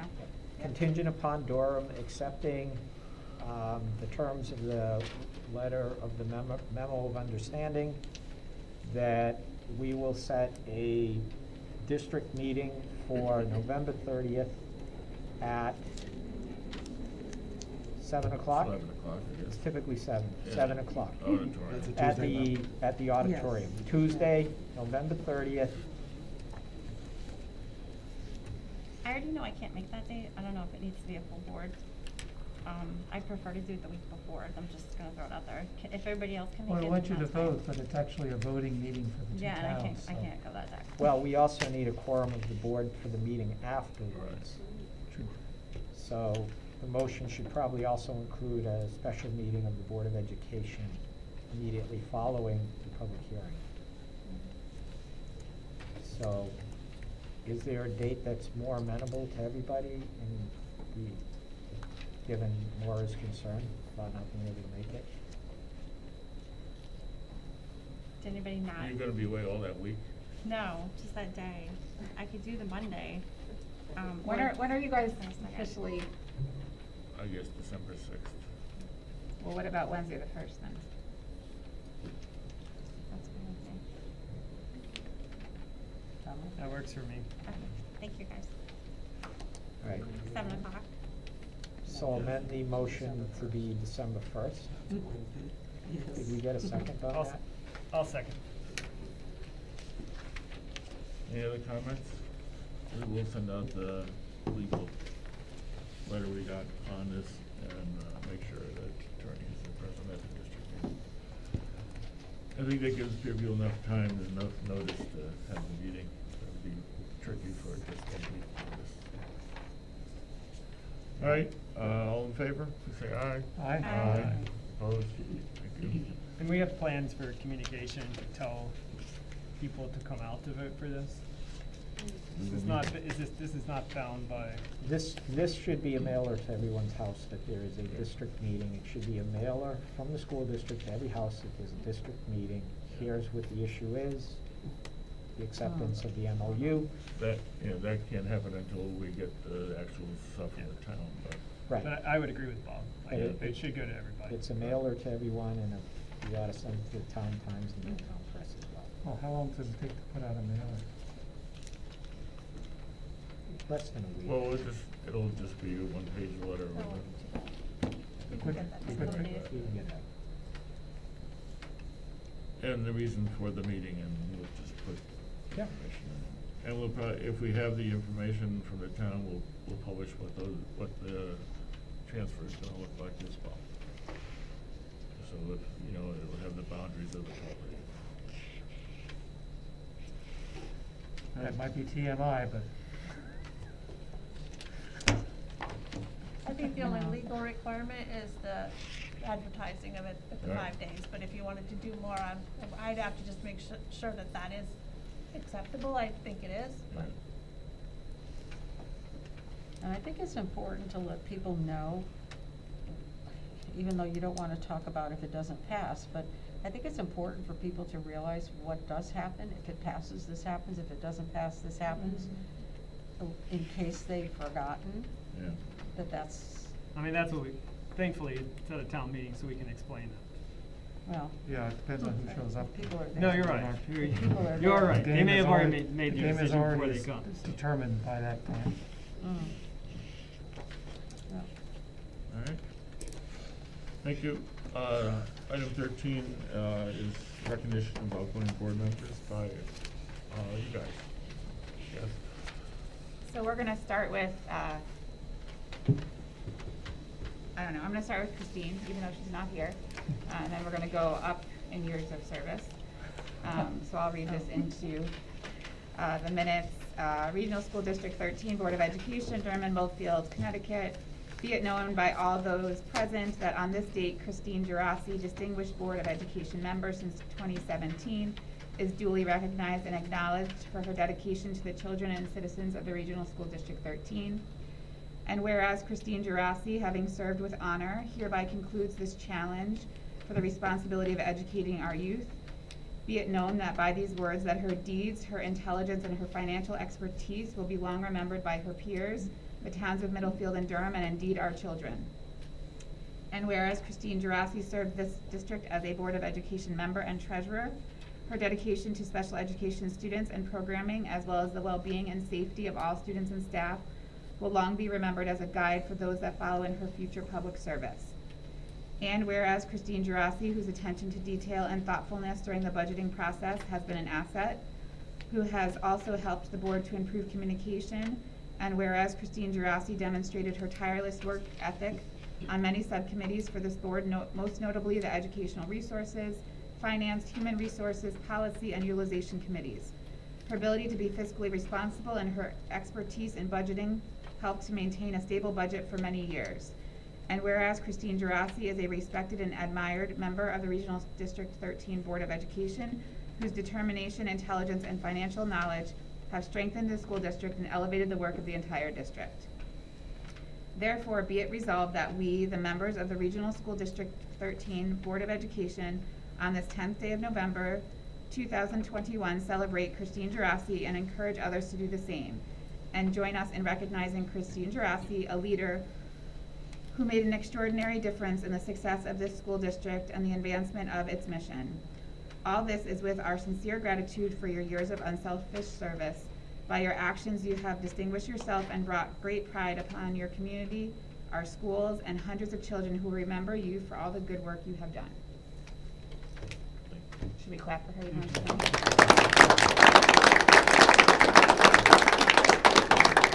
Christina's traveling, but I'm sure she would love Yeah. to. I'd rather be where she went. I know. Is Andrew next? Andrew's next, yeah. Okay. Regional School District 13, Board of Education, Durham and Middlefield, Connecticut. Be it known by all those present that on this date, Andrew Taylor, Distinguished Board of Education member since 2016, is duly recognized and acknowledged for his dedication to the children and citizens of Regional School District 13. And whereas Andrew Taylor, having served with honor, hereby concludes this challenge for the responsibility of educating our youth. Be it known that by these words that his deeds, his deep concern for students and their education, his desire for students to be recognized for their achievements, his willingness to firmly state these desires, and his strong support for the implementation of programs and practices that encourage a high level of student academic achievement will long be remembered by his peers, the towns of Middlefield and Durham, and indeed our children. And whereas Andrew Taylor served this district as a Board of Education member, his high level of preparedness and attention to details regarding issues, his work ethic to optimize the budget and prioritize resources was remarkable and will long be remembered as a guide for those that follow in future public service. And whereas Andrew Taylor listened intently to others' ideas and concerns and was always courteous and respectful to other board members and the public.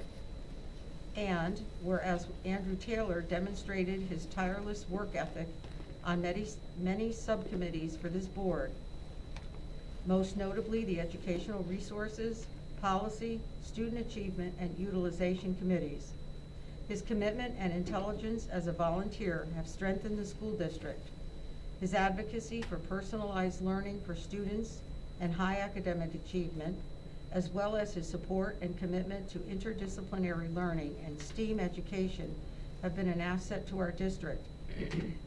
And whereas Andrew Taylor is a respected and admired member, having been a dedicated volunteer whose commitment and intelligence have strengthened the school district and elevated the work of the Regional 13 Board of Education.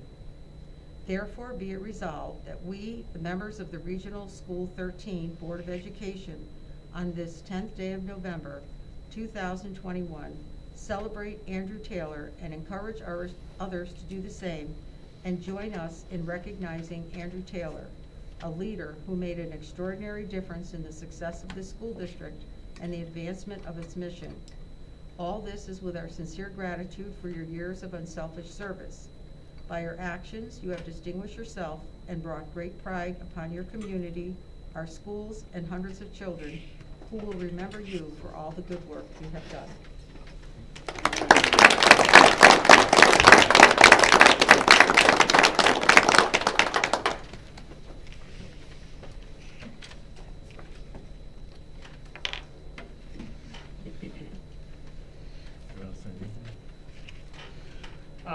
Yeah, I had something prepared.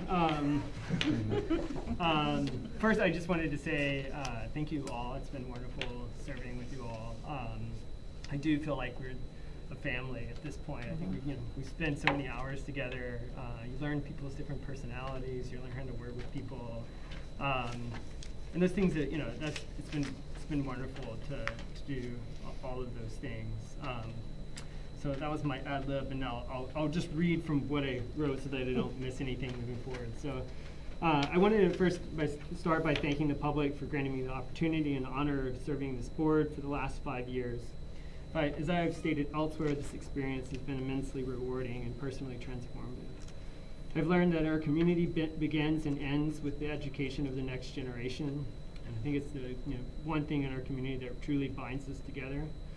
I've learned how to work with others who have different viewpoints and accept their decisions. I've learned the true value of communication and empathic connection, and I've also gained lots of new friends in the process. Reflecting on these experiences, I'll leave the board with these departing thoughts. Einstein once said that education is not the learning of facts, but the training of the mind to think. We live in an uncertain time, a time fragmented by competing versions of truth and reality. A time where opinions are amplified in every corner by echo chambers of social tribalism. We live in a time of vast and seemingly ever-expanding information, but where few seem to possess the skill sets necessary for navigation and explication.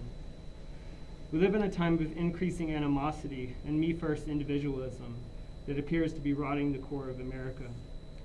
We live in a world of rapidly shifting values and unclear categories.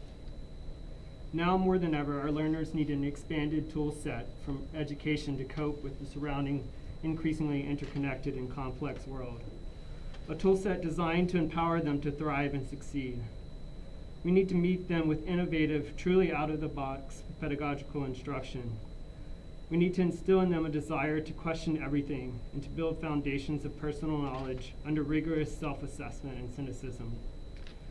That, to me, is the primary challenge of the board moving forward, to meet these needs of our learners, to train them to think. Thank you for the opportunity to serve.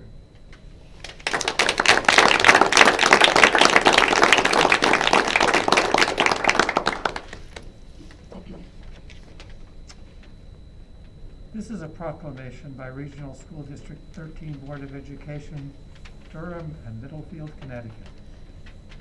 Be it known by all those present that on this date, Robert Moore, Distinguished Board of Education member since 2015, is duly recognized and acknowledged for his dedication to the children and citizens of Regional District 13. And whereas Robert Moore, having served with honor, hereby concludes this challenge for the responsibility of educating our youth, be it known that by these words, that his deeds, his sincere dedication to District 13 students, staff, and community, his dedicated attendance at many concert, plays, sports activities, and other school functions, his calming demeanor, especially during heated discussions and debates, his steady leadership through significant changes that have occurred in the district, and his genuine love and concern for the students in this district will be long remembered by his peers, the towns of Middlefield and Durham, and indeed by our children. And whereas Robert Moore served this district as Board of Education member and chairman, his steady and calm leadership as the board navigated through a number of difficult situations and decisions over the years will long be remembered as a guide for those who follow in future public service. And whereas Robert Moore has dedicated his life to the students, staff, and community of Regional School District 13, his work ethic and commitment have greatly assisted in moving the district and community forward. And whereas Robert Moore demonstrated his tireless work ethic on many subcommittees for this board, most notably the Building, Educational Resources, Human Resources, Strategic Coherence Planning, Student Achievement, and Well-being Committees. His advocacy for staff and students and his assistance with the initiating of the Global Partnership with China will long be remembered.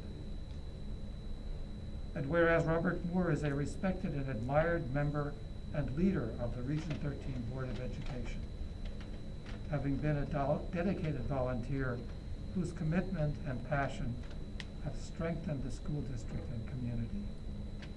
Therefore, be it resolved that we, the members of the Regional School District 13 Board of Education, on this 10th day of November 2021, celebrate Robert Moore and encourage others to do the same, and join us in recognizing Robert Moore, a leader who made an extraordinary difference in the success of this school district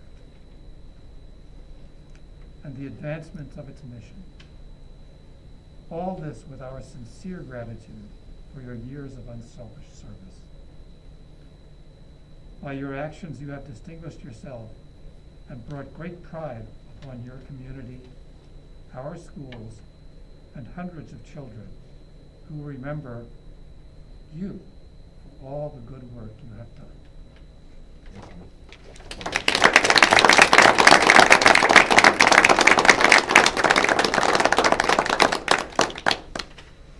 Thank you very much, Victor, and all of you. As Andrew said, this is a family. We've been closer than the rest of my family most of the time. And we've spent a great deal of time together, and you know, we have to be proud of keeping the budget flat for 6 years, despite all the other challenges that we've had. Making it through COVID live for a year, seeing our student achievement scores, you know, go up so high in 3 years, in 4 years. We've had a great deal of change, hiring new superintendent, new Katie, two new principals. All of these things take tremendous amount of thought and commitment by each one of you to get through this time period.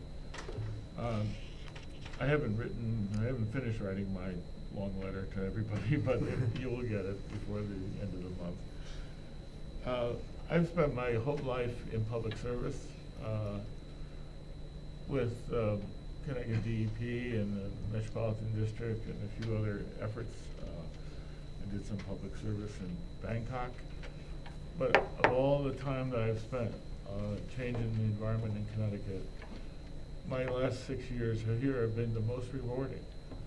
I think it's most rewarding because I can hand out that diploma to kids that have gone through. It's really, when you see the kids come in kindergarten and then see some of them go out, and you know that you've had an impact on their life, and we've tried to make the school system really responsive to their needs. This has really been the most rewarding time in my life. And I thank you all for it. I thank the town for letting me do this. And I probably have to thank my wife for not being home, as they do in all these things. But it's really an important challenge for the new board members. There's a lot of work ahead. You heard some of it tonight. That's just the start. You'll have a budget. You'll have a teacher's contract. You'll have a few other things that will keep you really busy over the next several months. So, be prepared. It's going to take time, and it's going to take a lot of thought and exercise. And but it is so rewarding at the end. This time working here is, as I said, you can't, if you go back and look at our mission, pursue engagement and authentic learning, all as RSD13 students are empowered to think, to thrive, and contribute as global citizens. That really is important. Very, very important. And that's why we adopted it. That's why we have this mission. And all of you, it's your job to continue to carry that on. So thank you so much for this time.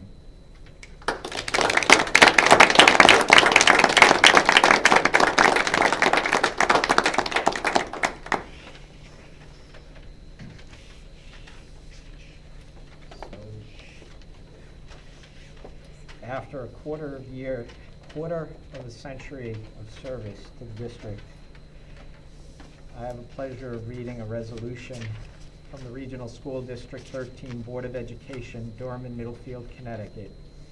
Be it known by all those present that on this date, Norman Hicks, Distinguished Board of Education member since 1996, is duly recognized and acknowledged for his dedication to the children and citizens of Regional School District 13.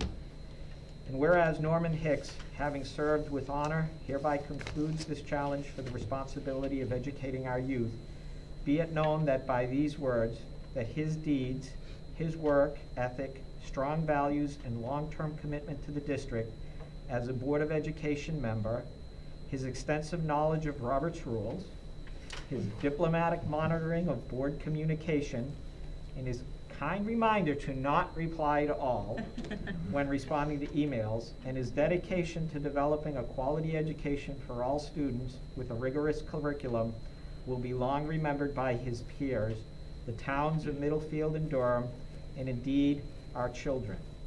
And whereas Norman Hicks served this district as a Board of Education member and secretary, the experiences he brought as a teacher and member of the ACES governing board to the district, as well as his influence to provide cost-effective education while improving student achievement, will long be remembered as a guide for those that follow in future public service. And whereas Norman Hicks' work ethic and commitment have moved the district and community forward, and whereas Norman Hicks demonstrated his tireless work ethic on many subcommittees for this board, most notably the Building, Grounds, and Transportation, Curriculum, Educational Resources, Human Resources, Utilization, and Well-Being Committees. Additionally, he served as the Magnet School Committee representative and in the role of chairman of the ACES governing board. He has been a dedicated volunteer whose knowledge, intelligence, and commitment to students and staff have strengthened the school district and elevated the work of the entire district. And whereas Norman Hicks is a respected and admired leader and member of the Regional 13 District Board of Education, therefore be it resolved that we, the members of the Regional School District 13 Board of Education, on this 10th day of November 2021, celebrate Norman Hicks and encourage others to do the same, and join us in recognizing Norman Hicks, a leader who made an extraordinary difference in the success of this school district and the advancement of its mission. All this is with our sincere gratitude for your many years of unselfish service. By your actions, you have distinguished yourself and brought great pride upon your community, our schools, and hundreds of children who will remember you for all the good work you have done.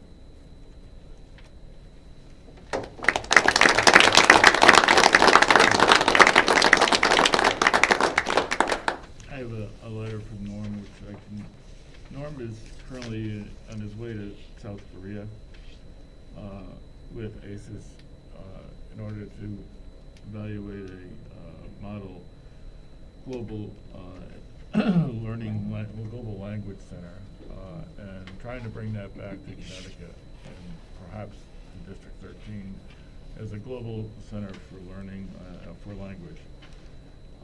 And he's working on that with ACES to do that. He's also reminded me that we have to replace him as a representative from this board to ACES as well. It'll be another appointment that will have to be made shortly. And he says, it's been an extraordinary and humbling experience to have been part of the RSD13 board of education for the past 26 years. I have achieved great personal satisfaction in the good work that is done by you as well as the many board members that were there before you, and as well as 4 superintendents. Regional 13 has become stronger and more vibrant thanks to the teamwork of boards, past and present, with a parent community and support that is so important. I will miss you all dearly as I consider you my Wednesday evening family. I wish my departing members the various best in their new roles as civilians, so to speak. And I encourage you and the remaining members to continue to govern the district with the same core ethical values that we continue to instill in our children. I'm confident that the good work of the board will be ongoing. So that's, he's also agreed that he will volunteer to moderate the annual district meeting and other public hearings as necessary, as he does with the town. So that was from Norm, and I really appreciate all the knowledge that he has of running the board and the knowledge of the history of how we move projects through, and really in particular his commitment to the policy committee and making sure our policies are up to date. So with that, thank you all. Thank you all for the recognition. Thank you for this box. Can I speak to that? Yeah. Okay. So,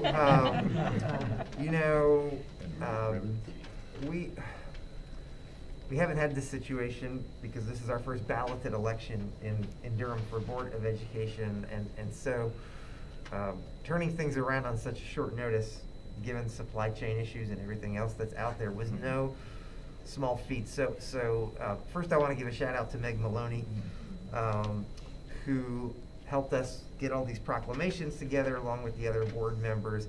We also have gifts for you, Andrew, for you, Bob, and we also have them for Christine and Norm. We didn't bring them here tonight. We'll give them to them whenever they return back. Just a small token of our appreciation, something that you can, maybe put on your mantle to remember the good times, maybe not the rough times. We know you've had both.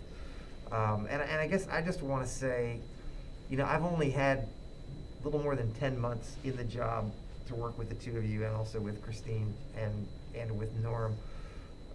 But the staff that I have the privilege of serving with, many of them have spent years and years with all of you. So on behalf of that staff and behalf of myself, I just want to reiterate our thanks for all your tireless service. I've never been on a board of ed, and I really don't know why anyone would want to be, given my experience, just working in the field. But I'm so thankful that people like the two of you and Norm and Christine and all of you, really, including the 4 of you back there, will step up and do that, because the children need you and the community needs you. And I think you set a high bar for all of those that follow behind you. So yeah, that's really it. And I guess I'd say also want to thank Meg, because whenever this thing ends, and I know we have public comment, maybe others that want to say some things, we have some really nice gourmet cupcakes and cookies, and we've got some water and lemonade, and I know it's late and people probably don't want to stay, but we're all masked, but we wanted to do something, but we could, kind of given, and thank you, Missy, for suggesting individually wrapped. We were going to get a cake, but that really doesn't make sense in COVID, does it? No. So thank you for. I'm a germ freak, what can I say? Yes, thank you on that. Nobody so. wants to cut a cake anyway. That's the new way to do things. It would have been all you, Jamie, so Yeah. I saved you. The chef. Thank you all, and I'm sure all of us will see you throughout the years to come. So, next item is public comment. Any public comment? Or if you just want to get cake. Okay. Thank you. Is this Mike? Yeah. Okay. Hi. My name is Julia Towers-Slagle, and I am a junior. Can you talk a little louder? Yeah. I'm sorry. Okay. I'm a junior at Cognachog, and I also am a member of the Durham Middlefield Racial Justice Team, and I have volunteered to read this letter to you guys. So I hope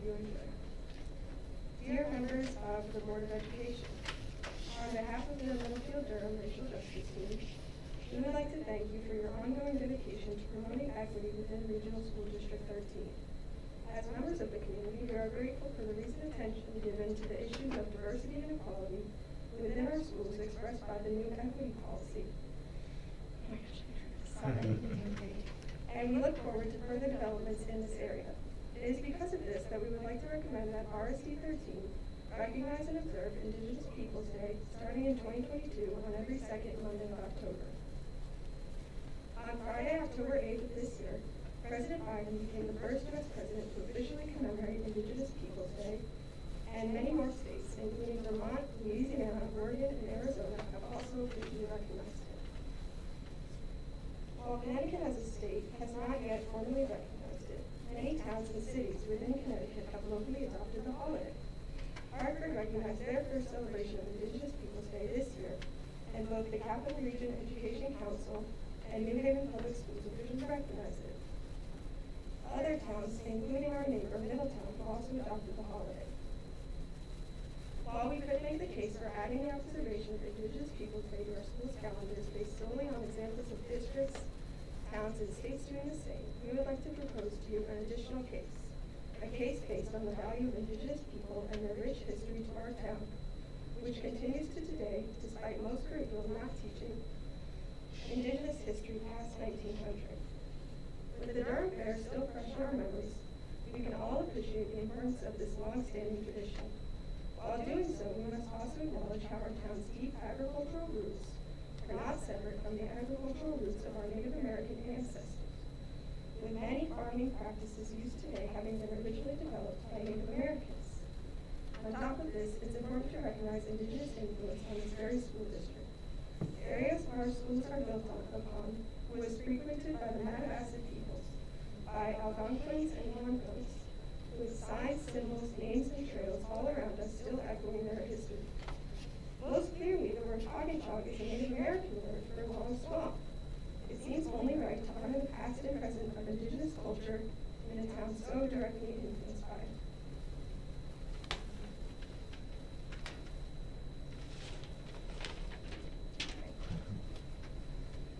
Furthermore, Indigenous people did not disappear in the early 1900s as many history books would make us believe.